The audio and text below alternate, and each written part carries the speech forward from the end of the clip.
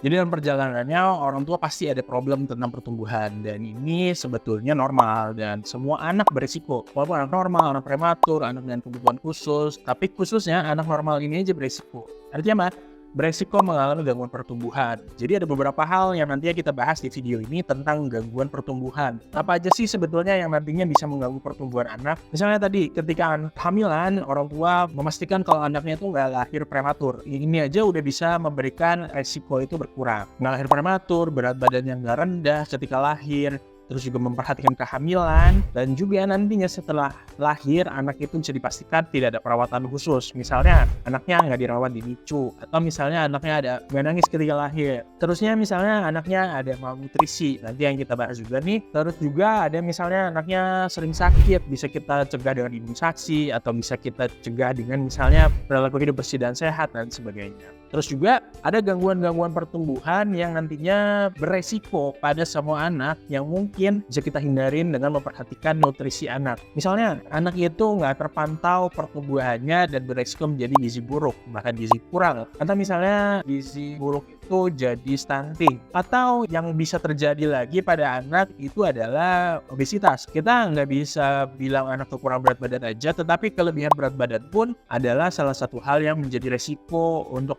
pertumbuhan yang tidak sesuai. Jadi misalnya gizi buruk ada marasmus, ada kwashiorkor, nanti ada yang kekurangan energi doang, ada yang kekurangan energi dan juga protein, nanti ada stunting, perawakan pendek pun nantinya ada macam-macam ya, ada misalnya karena nutrisi yang kronis, atau misalnya karena hormonal yang nanti intervensinya juga berbeda caranya. Terus juga ada obesitas, tadi yang udah kita jelaskan kalau obesitas pun sama termasuk masalah malnutrisi yang sebetulnya nggak boleh terjadi pada anak. Misalnya nantinya ada juga makrosefal, mikrosefal yang ini berpengaruh terhadap perkembangan otak, dan ini semua harus terpantau. Dengan cara apa? Dengan cara orang tua memantau dengan memplot di dalam kurva pertumbuhan. Kalau kita nggak punya datanya, gimana caranya kita memantau? Gimana caranya kita bisa memberikan atau mendiagnosis kalau anak ini status nutrisinya baik?